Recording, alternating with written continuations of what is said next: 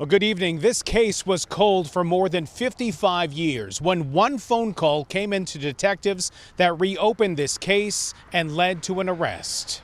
Probably heard the story like 5 times. If you ask Kevin Seeley, he's just a curious guy who happened to listen to his Grandma Dee talk about a murder case from way before he was born. She always spoke of it, and someone that committed something like this should be caught or at least looked into. He says she could never get the murder of Karen Snider out of her head. Their husbands were cousins. Snider was a new mom in 1966, not even 20 years old, when she was stabbed to death more than 120 times inside of her home.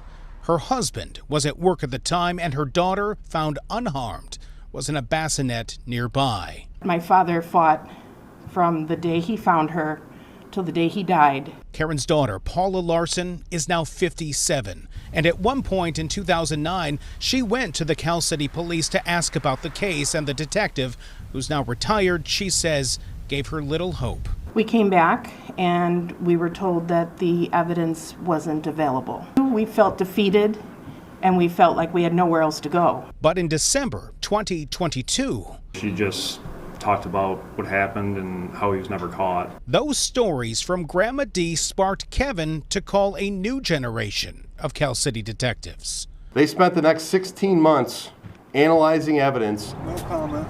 Last week, WGN Investigates was there when James Barbier, now 79, was in Cook County Court, charged with first-degree murder. He was a pallbearer at the funeral and was a suspect in 1966.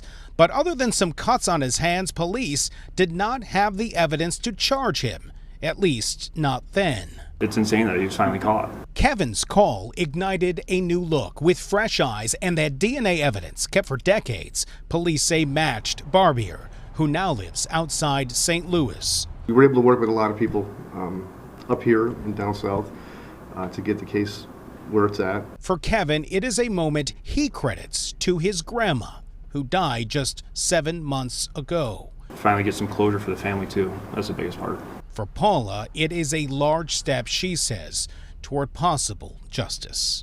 I had to drive past the cemetery the other day and I said out loud, "Mom and Dad, we got him." And at that court appearance last week, Cook County prosecutors did not ask for Barbier to be held in jail until his trial, citing his age and health. He was released and is expected to be back in court on May 21st. This situation is so unfortunate. So unfortunate. I hope the family could get justice, and I hope someone is held accountable for this. Let me know what you guys think.